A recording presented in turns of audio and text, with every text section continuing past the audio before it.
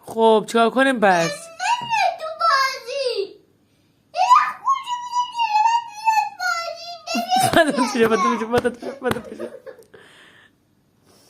بابا من دیگه باید بازی کردم.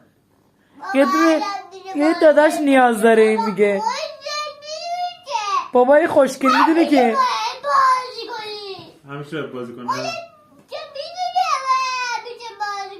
قربونم چشات بشم من. چشم بریم بازی کنیم. کوتاهی برو به داداشت بازی کن.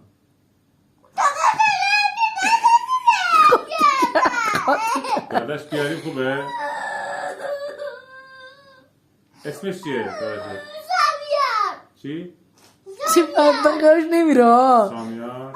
اسمش یادم میره سامیار. والله دخترم گریه نگو مامان. داداش نیاز داره میگه.